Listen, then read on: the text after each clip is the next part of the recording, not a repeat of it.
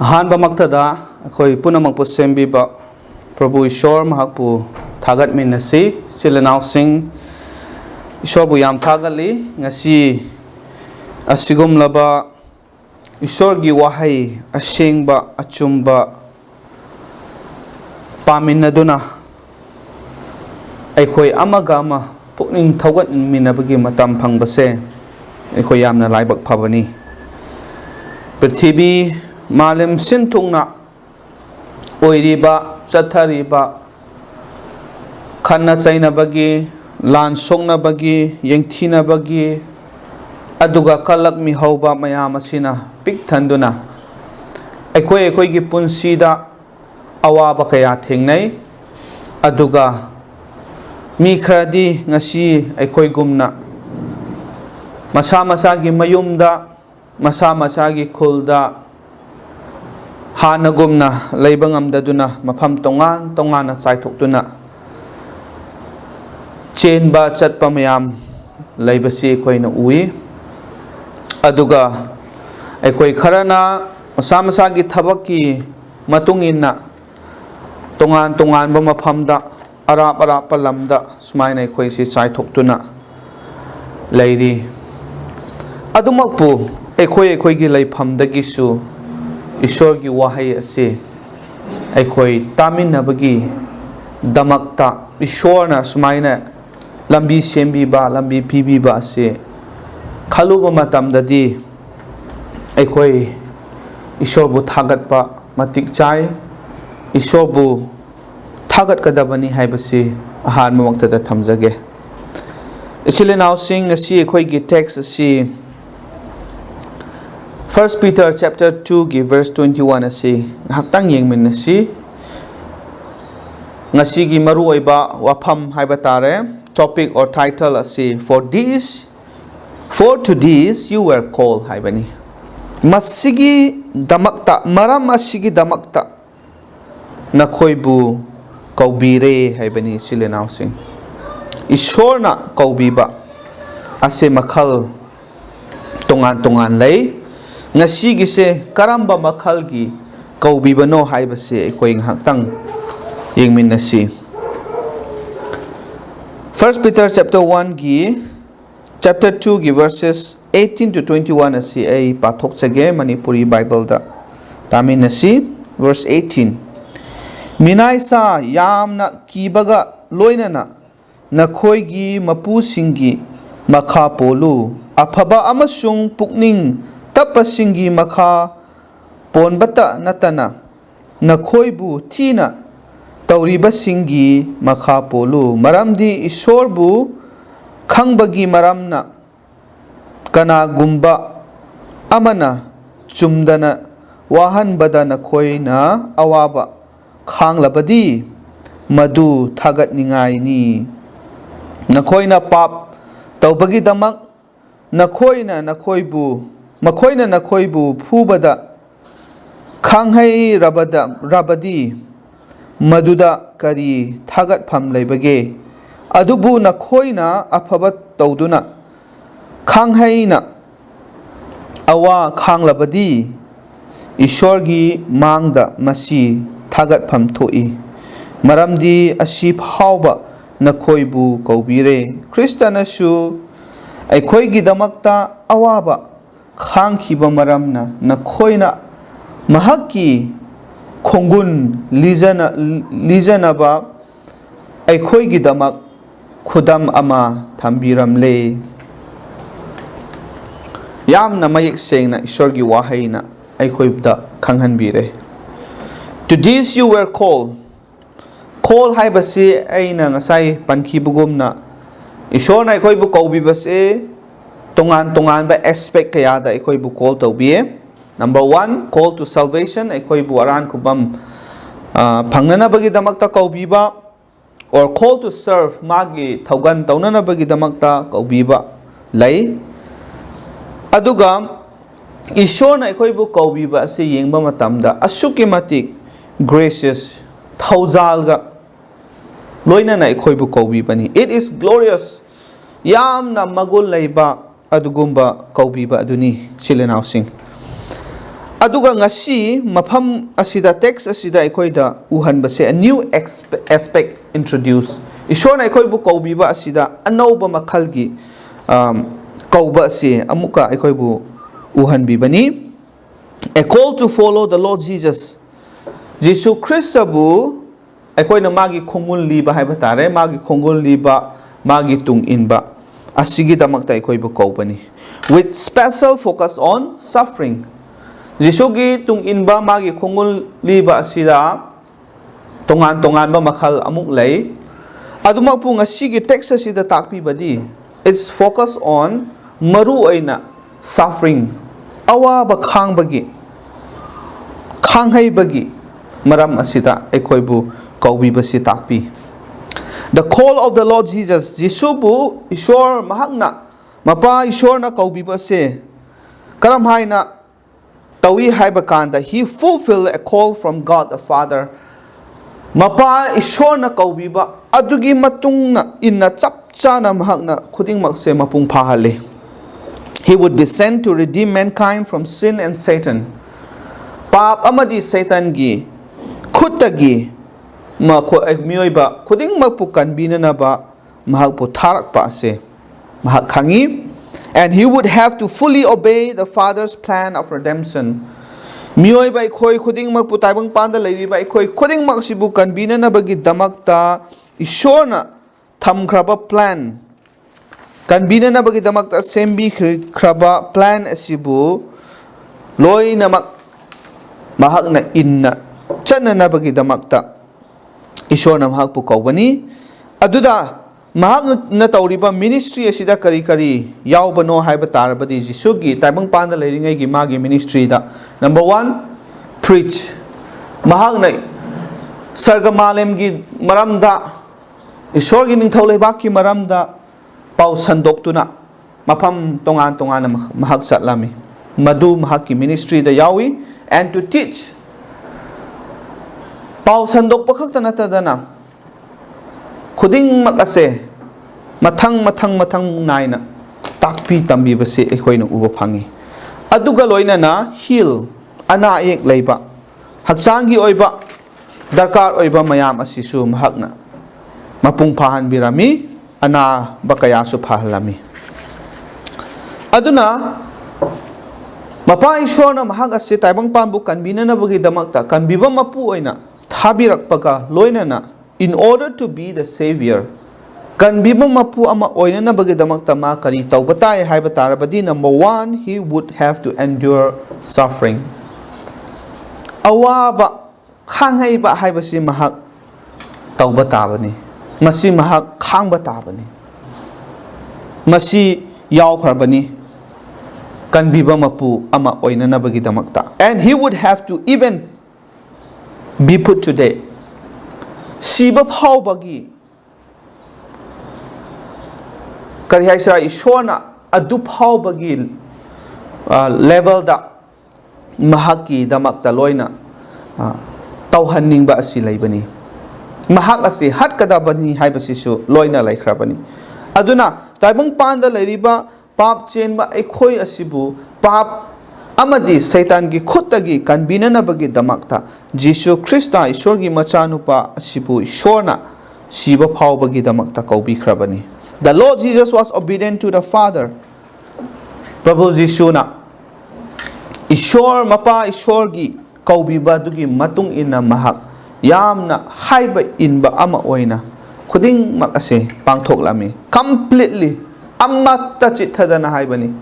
amata chithadana mahak loi taurami sincerely thamoi sengna wholeheartedly magi pukning wakhal khuding wakka loina na mahakna mapa ishorgi yathang adu induna haibadu induna mahak taurami aduna ichili now sing the call to follow the Lord Jesus fully ase hojiki ngasi khoina pathori ba text asida ubani. As Christians, as followers of Christ, ekoi Jisu Christ gi tung in basing ni haina ekoi khangjai aduna Jisu gi tung in ba ekoi da kaubi ba ase karino Jisu gi tung in basi fully masai gi Jisu na Mapai Shorgi, Kaubiba Adugi, Yatang, Kuding Adu, completely, Amata Chitana, Dana Tauki Bugumna, Ikoisu fully, Amata Kaktana, Ikoi Taubasi, Matau Tabani. To all who were servants, slaves, Masida, Matamaduda, slaves Haiba, Lairami, servants Haiba Lay, Sida servants Haibwani, Adumakpu, Magi. Background ki matung ina di slaves haibani slaves ka servants ki khetna ba khara lai slaves haiba sidi mapu naiba makhoi di mapu adugi makhada laiba makhoi ki karisu power laitaba adugumba minai singni problem of slavery masi yamna chawba problem am oina chaiduna lairami matamaduda some believers were slaves aduga even thazaba Christians sing kharasu masigi thabak habdi slaves oina minai oina makoisi leirambani masida aikoina ubase practical application practical oina aikoina ubase karino haraga to practice submission to the masters with reverence Minai oiriba Ishorgi machasing Jisugi tung in masing na taugadaba se karino hairaga Makoigi master sing Makoigi mapu sing dugi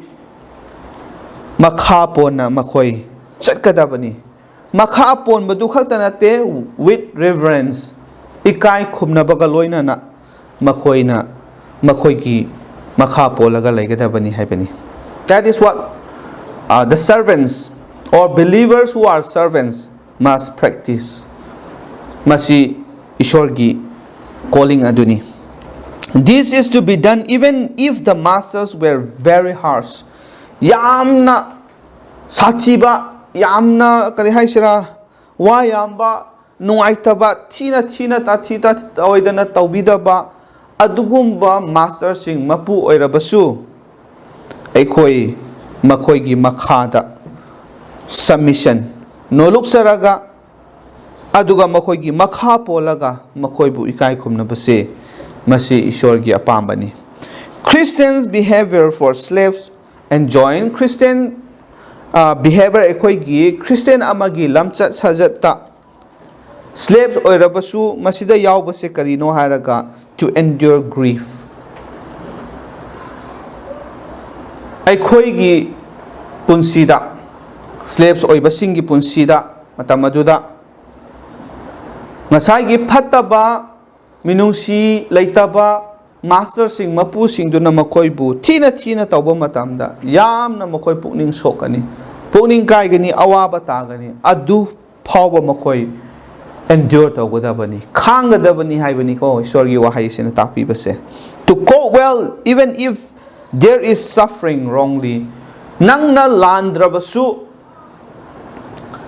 Nangbu lale haiduna maran siraga phubiba chaibiba lairabasu madu khangadabani haibani masi yengba kanda yamna luna thoe very difficult mioibagi punsida ko aikhoi landrabadi ai lande haiduna aikhoi self defense natraga isana justify tawnuna ba kan aikhoi se hotna bani mi khudingma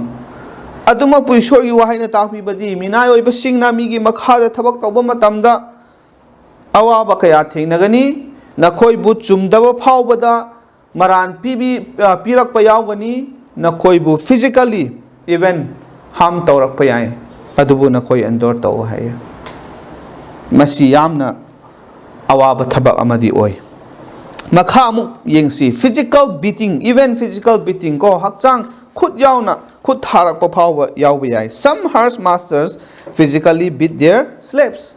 makoi gi minai sing se phataba mapu kharna di chaina phubiba makhutna phawba phubiba laitaba nate laibani aduna adugumba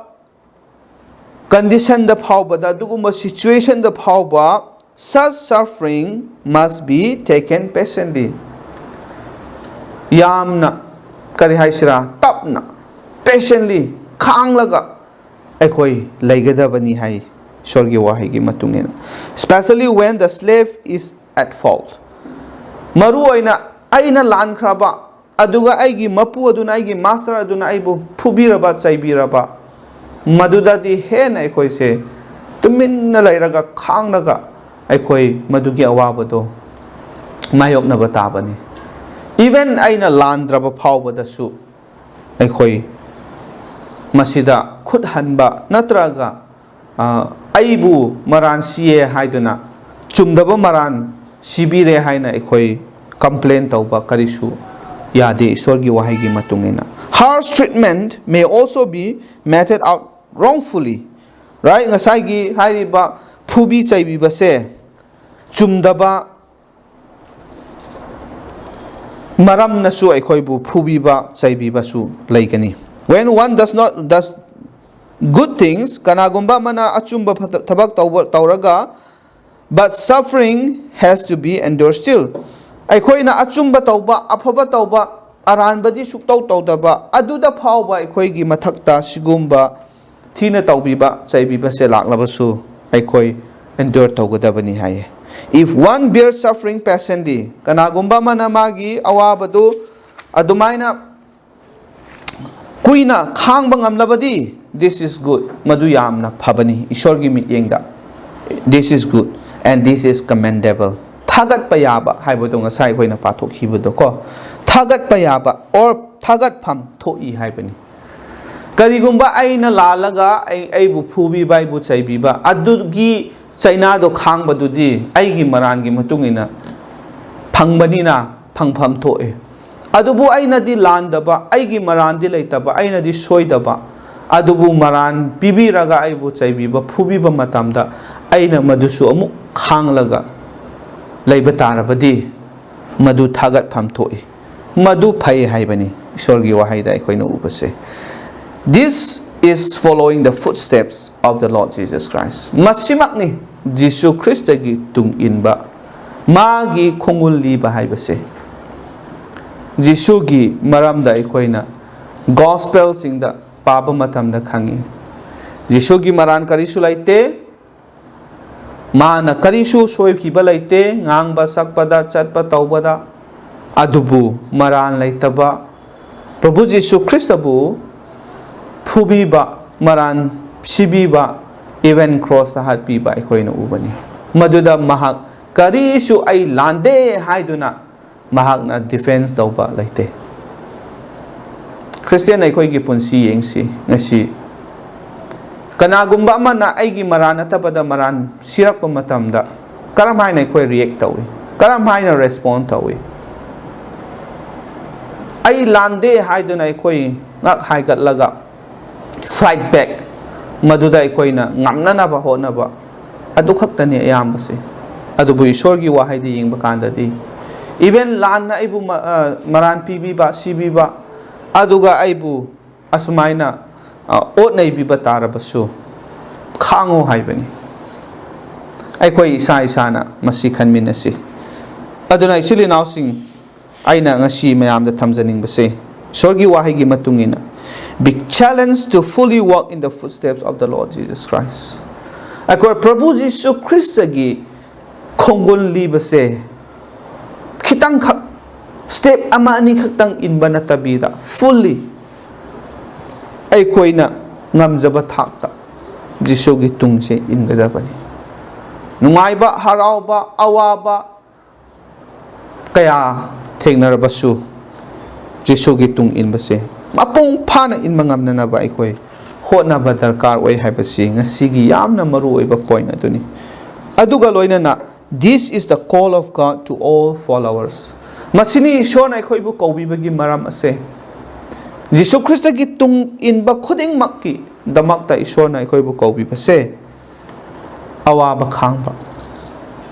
asini it would take courage Jisu gi tung inbada awaba khangba sida araiba oide aikoina ngasai su pankare yamna lubani adumakpu aikoida darkar ibase would take courage Thauna darkar oye actually now sing Thauna gi damakta aikoi haijaba darkar oy it would take character aigi lamchat ase masisu darkar oigani aina karmaina paukhum khumba karmaina react tauba haibase aigi character ga ꯆꯠꯃꯤꯟꯅꯕꯅꯤ and it would take commitment ꯗꯔꯀꯥꯔ ꯑꯣꯏꯌꯦ ꯇꯁꯦꯡꯅ ꯑꯩ ꯖꯤꯁꯨꯒꯤ ꯇꯨꯡ ꯏꯟꯕ ꯑꯣꯏꯔꯕꯗꯤ ꯑꯩ ꯃꯁꯤ ꯐꯥꯎꯕ ꯂꯦꯚꯦꯜ ꯑꯁꯤꯗ ꯑꯩ ꯃꯥꯒꯤ ꯇꯨꯡ ꯏꯟꯒꯅꯤ ꯍꯥꯏꯕꯒꯤ ꯀꯃꯤꯠꯃꯦꯟ ꯑꯆꯦꯠꯄ ꯑꯔꯦꯞꯄ ꯑꯃ ꯂꯩꯕ ꯗꯔꯀꯥꯔ ꯑꯣꯏꯕꯅꯤ ꯃꯗꯨ ꯂꯩꯇ꯭ꯔꯒꯗꯤ ꯑꯩꯈꯣꯏꯒꯤ ꯄꯨꯟꯁꯤꯗ ꯁꯤꯒꯨꯝꯕ ꯃꯌꯥꯝꯁꯦ ꯊꯦꯡꯅꯕ ꯇꯥꯔꯕꯗꯤ ꯑꯩꯈꯣꯏ ꯄꯨꯛꯅꯤꯡ ꯍꯟꯊꯕ ꯌꯥꯏ ꯃꯤꯒ ꯈꯠꯅ ꯆꯩꯅꯕ ꯊꯣꯛꯄ ꯌꯥꯏ ꯑꯗꯨꯒ ꯑꯩꯈꯣꯏꯗ ꯍꯦꯟꯅ ꯀꯔꯤ ꯍꯥꯏꯁꯤꯔꯥ ꯑꯁꯣꯛꯄ ꯃꯌꯥꯝ ꯂꯥꯛꯀꯅꯤ ꯑꯗꯨꯅ ꯏꯆꯤꯜ ꯏꯅꯥꯎꯁꯤꯡ ꯉꯁꯤ ꯑꯃꯨꯛ ꯍꯟꯅ ꯅꯤꯡꯁꯤꯡꯁꯤ ꯃꯁꯤꯒꯤꯗꯃꯛꯇ ꯏꯁꯣꯔꯅ ꯑꯩꯈꯣꯏꯕꯨ ꯀꯧꯕꯤꯈ꯭ꯔꯕꯅꯤ ꯈ꯭ꯔꯤꯁꯇꯒꯤ ꯇꯨꯡ ꯏꯟꯕꯗ ꯑꯋꯥꯕ ꯀꯌꯥ ꯊꯦꯡꯅꯒꯅꯤ ꯃꯤꯅ ꯑꯩꯈꯣꯏꯕꯨ ꯆꯨꯝꯗꯕ ꯃꯔꯥꯟꯁꯨ ꯁꯤꯔꯛꯀꯅꯤ ꯑꯩꯈꯣꯏꯕꯨ ꯐꯨꯕꯤ ꯆꯩꯕꯤꯕ ꯑꯣꯠ ꯅꯩꯕꯤꯕ ꯀꯌꯥꯁꯨ ꯂꯥꯛꯀꯅꯤ endure that hardship endure that suffering khudingmak adu khangraga chatlo haibani ishorna aikhoibu khudingmakki mathakta bor pinabiba oisinu amen ishorda haijasi ko thagachari pa ishor ngasin haki wahai sina aikhoibu pukning amu hanna thogat pibagi damakta aikhoigi thamoida nahaki wahai ase thamduna hinghanbiduna pa ishor thabakta aikoi pangthokpa ngamnanaba nahakna pangal pibiyu thauna pibiyu aduga achetpa arepa aikoi thamba ngamnanabasu nahakki bor pibiyu haiduna paisor nahakina phamda pratna tawjabani takrama mipum khudingmakki mathaktasu hakchang thawai ani makki bor adu leppa laitana pinabiyu haiduna aikoi bu paptagi handokpiba amata ngairaba kanbiba mapu Prabhu Jesus Christ gi mingda nijari amen thank you ishorna bor pibo isunu